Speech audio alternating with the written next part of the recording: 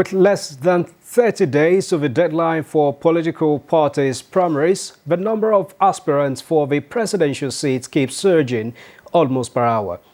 In an unusual rush, not less than 23 and 17 persons have shown interest in the presidential tickets of the ruling APC and that of the PDP, respectively. Some political parties are still selling the nomination forms, while others have commenced a screening of eligible aspirants.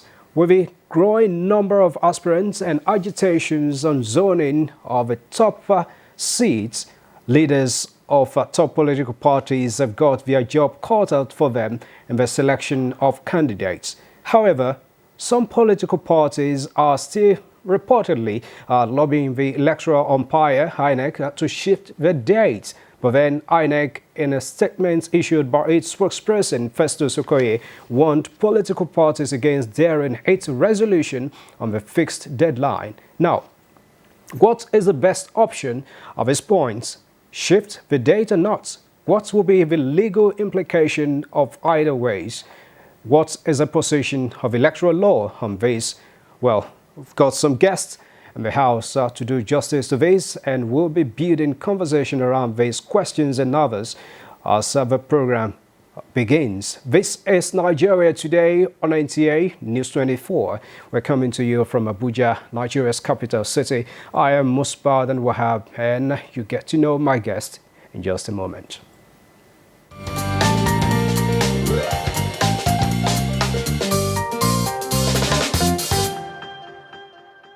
Thanks a lot. The issue on the table is political parties' primaries, as we're going to be having them very soon. And joining me in the studio is the chairman, Partners for Electoral Reforms, and convener, Say No Campaign Nigeria, Ezinwa Nwagu. Good to have you. Thank you. Nice seeing you again. Tonight, a chief again from the eastern part of the country. All right, let's also have the other guest joining us via Zoom is the Director of Program, JIAGA Africa, Cynthia Mbamalu. Welcome, Cynthia. Good to see you. Thank you. Good evening. All right, good evening. I should be asking you, because the main question in town now is when are you declaring? With what's the degree and the manner with which politicians are declaring interest now for the presidential race. What signal are we getting from this? Starting with you. Well, Buzba, I'm hoping you give me 100 million. So you're also interested. if you make that available. Okay, Cynthia can work around that. I'll be happy to join the fray. But this is democracy, and right. It's important to emphasize that it is about participation. Yeah, it is about inclusiveness. It's about creating that enabling environment for citizens to have a say in how they are governed and who governs them. And incidentally, we don't have any other way for leadership recruitment in our country other than through the political parties, as guaranteed by our constitution. So I'm not worried at all by the number of people who are participating. Or if people were not, we will be worried, we will be concerned that are people losing faith in democracy, are people not interested in consolidating democracy. And we have run this thing for more than 2 decades now, and happily more and more people are showing. But for me, I'm not going to be centering on who is running, who is not running, how many people are coming out. I've been working with the Nigerian Labour Congress and others who've been more interested in how do we make this 2023 people-centric?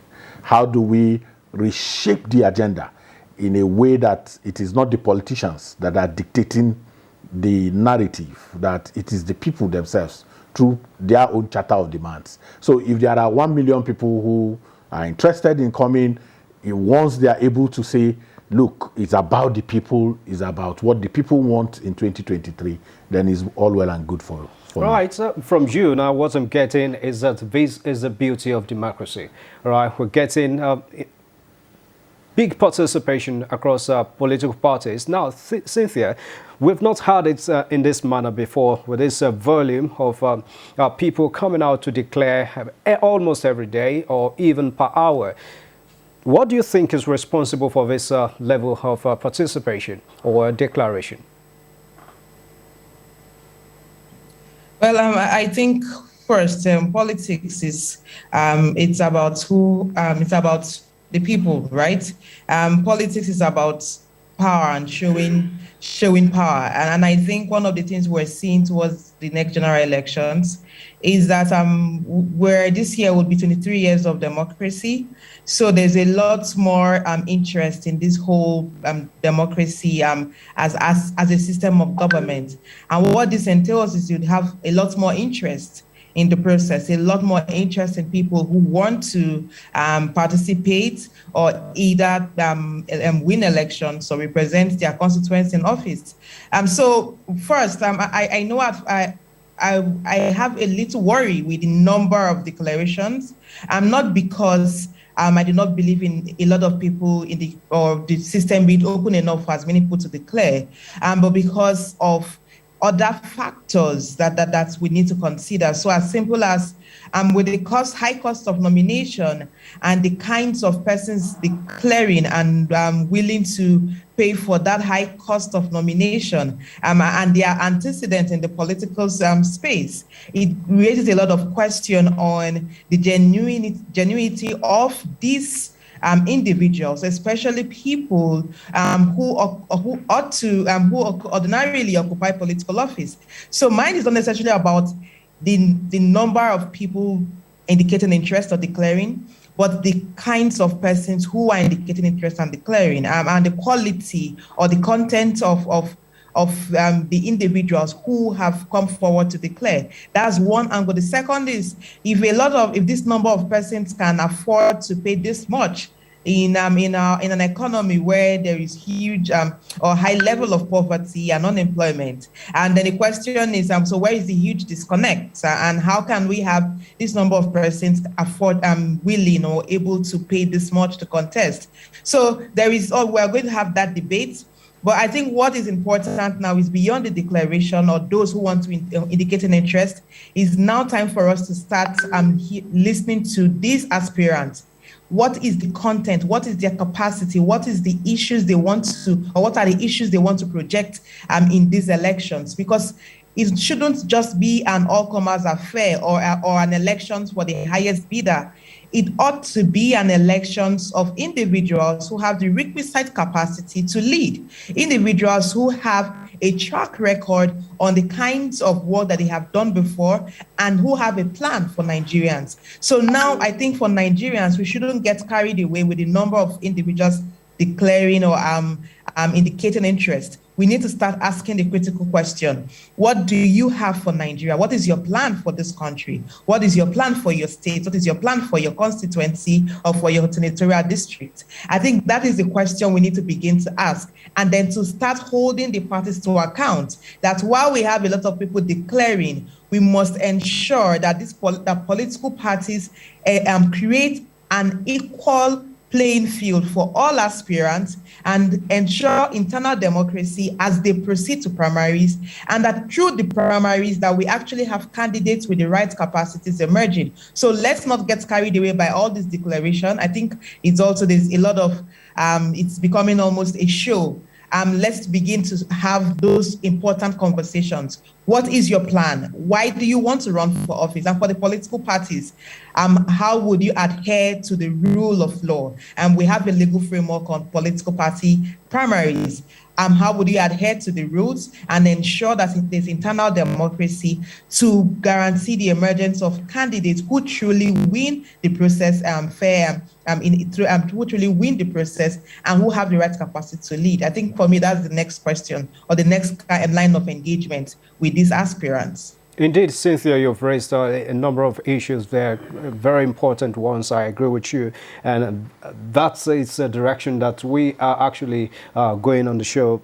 She is not bothered, just like you, about the number of people coming out, but the quality of people coming out. So do you have any doubt about the capacity or pedigree of people, the kind of people we've seen declaring in recent times? I think we either are Democrats or we are not. It's either we are practicing democracy or we are not.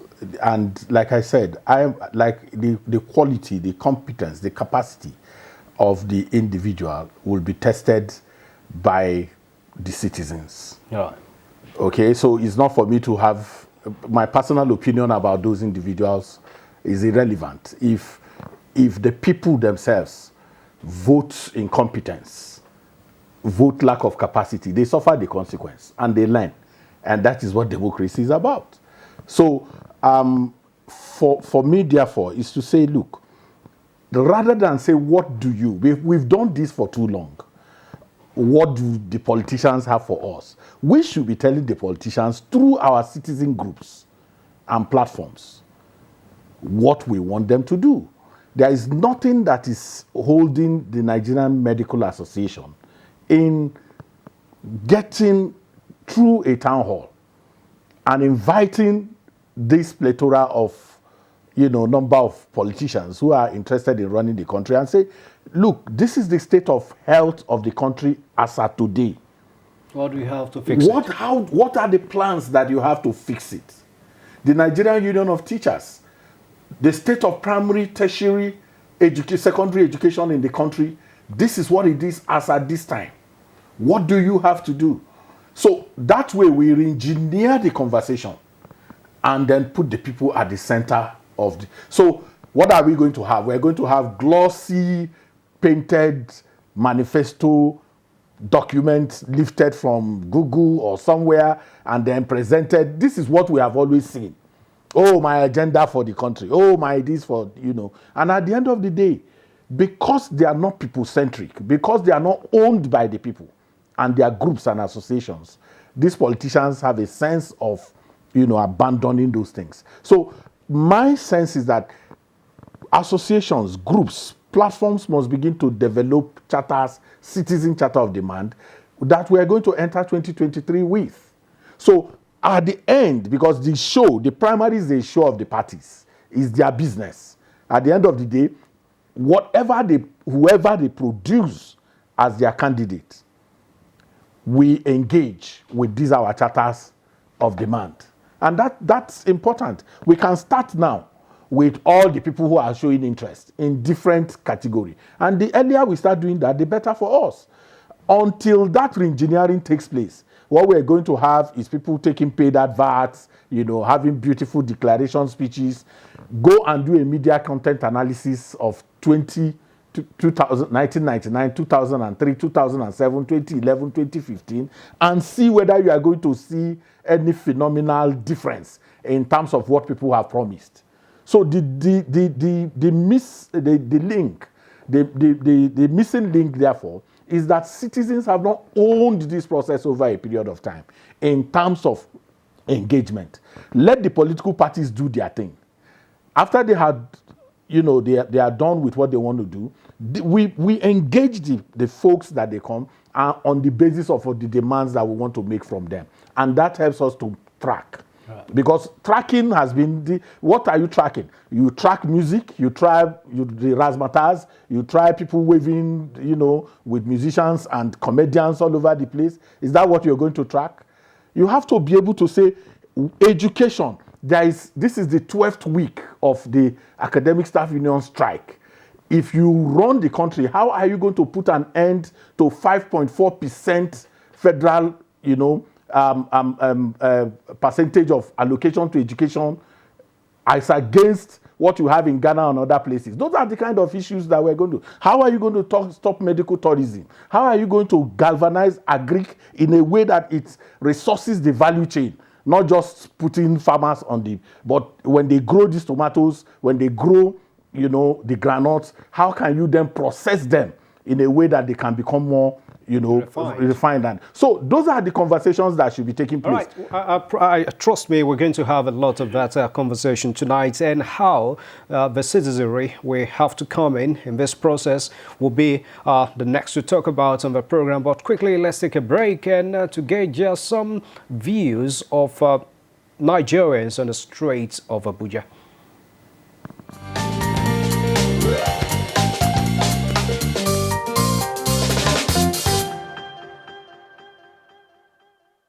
We've been preparing for election for more than 3 years now, so the deadline is okay.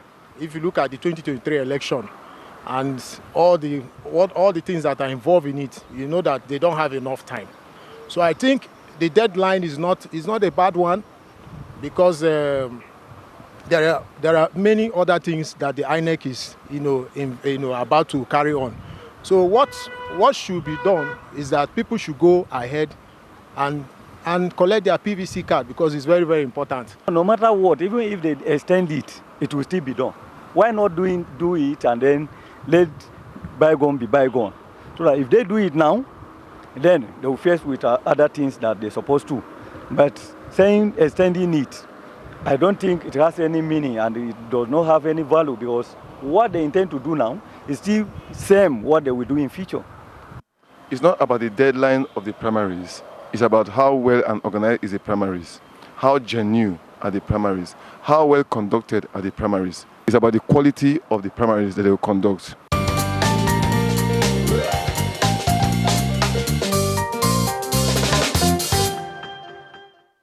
Right, it's about the quality of the primaries the political parties will conduct and the quality of the candidates that will emerge eventually. Now, Cynthia, coming to you, you raised some issues earlier on about the quality of aspirants and those who will eventually become the candidate or standard bearer of the political parties.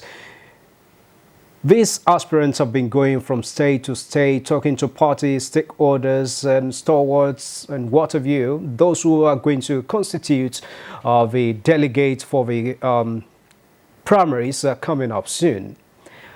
It's not yet time for any electorate or ordinary citizenry to participate. How do you think an ordinary Nigerian can come in here to determine or have an influence on those who emerge the candidates of political parties? That's a very important point, and I think Ezimo has started that conversation earlier. There's always a missing link within citizens and even political parties. So political parties or politicians begin planning and organizing for elections almost immediately after an election. All right, we seem to have lost the sound coming from Cynthia, but we'll re-establish that. But let me pose that question to Ezimo in the studio here. We've been talking about how to engage these aspirants. How do you think an ordinary Nigerian can have a role to play in this?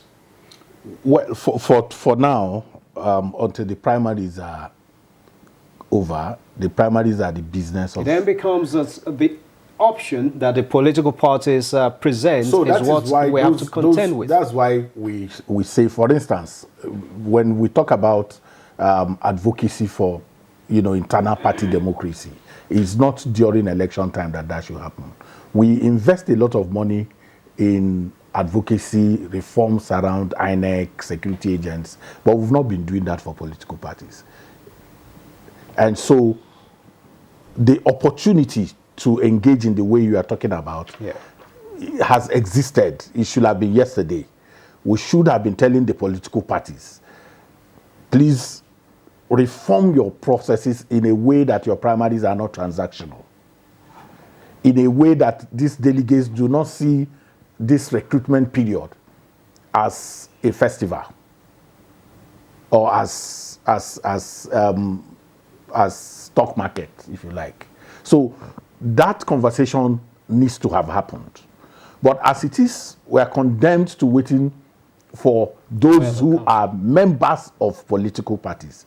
And I'm worried that there is too much concentration on the seemingly dominant political parties. Attention has to be paid to the other political parties as well. That's if they seek attention.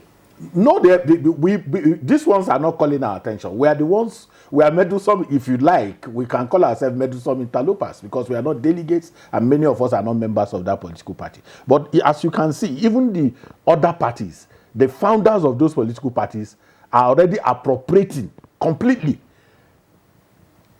the presidential candidacy of those parties.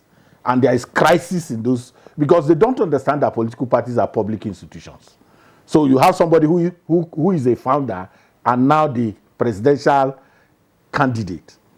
There is no reason why we should not have more and more people investing in these other 16 political parties and giving the dominant political parties a run for their money. Because we have to understand that it is multi-party democracy that we are practicing. I know we are shifting towards what looks like a two-party system, but we should encourage through deliberate intentional investment into these other parties in a way that their own processes as well can be accommodating, can be inclusive, can be participatory. Because they are learning, these other parties are also learning. And INEC has done one beautiful thing now. It has closed opportunity for people, this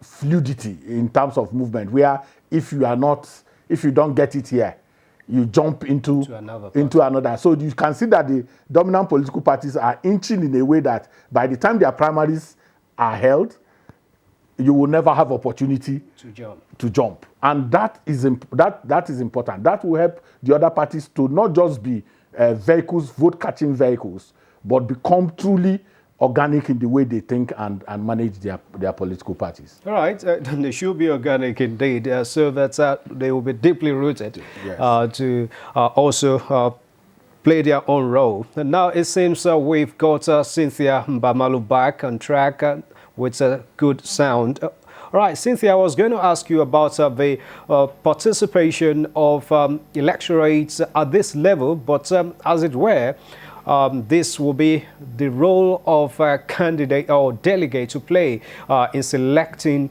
those who will emerge the standard bearer of the political parties. But now, with INEC giving deadline and some political parties asking or looking for a way to extend this deadline, with the process we've had so far, how do you think, how feasible do you think this meeting this deadline will be?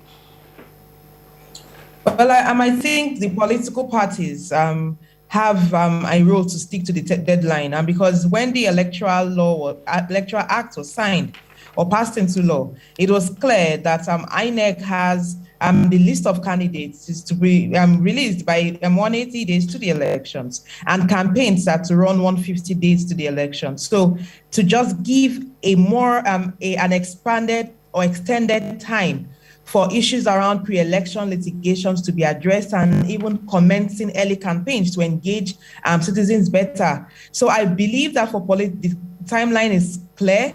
INEC has issued a statement, and it's more like an advisory. INEC is just bringing the attention to the fact that you have a deadline to conclude your primaries. And if you do not conclude your primaries within this timeline, the case of Zamfara 2019 would be your story. And I think it's important parties understand that beyond the law, precedent has been set that if you do not conduct primaries within the timeline prescribed, then your primaries would not be recognized as valid. So for parties, they need to start having their activities. We have more than 2 political parties in these elections. There are 18 parties contesting, and we're going to be engaging candidates or individuals beyond different offices. So it's not just for the presidential, we have the governorship, the state assemblies, and the National Assembly seats. So for these elections, I think what is important is that we stick to timelines to limit any opportunities of asking for an extension, because adequate planning requires planning within a timeline that guarantees timely attention to all the activities that needs to be conducted. And we do not want to put INEC under pressure with 18 parties contesting and over 1,400 constituencies to be contested for in these elections. INEC requires to work with its time, and as INEC has said, it's giving them an advisory, and it's encouraging parties to stick to the timeline because there will be no extension. And I encourage all political parties to stick to these timelines, because we have a precedent already that I'm pretty sure INEC would be very willing to uphold. Plus, we also have a lot to support INEC's powers to give these timelines for conduct of primaries. All right, thank you very much, Cynthia. Our time is almost up, but let me just give 30 seconds to Ezenwa in the studio. What would you like to see as conduct of political parties as they conduct these primaries? Well, the laws are very clear already Right. as to how you should conduct these primaries. There are three model modes that the Electoral Act has stipulated. We are hoping and we oversight the political parties to ensure that they follow those processes, and when they don't, we call them out. But more importantly, INEC has said that this timeline is firm. I like when I read that statement. I like that the deadlines that they have put are firm and will not change. And I think that will help the political parties to be disciplined. And many of them are already working, as you said in your preface. They are already conducting screening and all of that, working very assiduously to ensure that they meet those dates. It's just to encourage them to understand that there are now consequences. Well, of course, they are already aware. I know.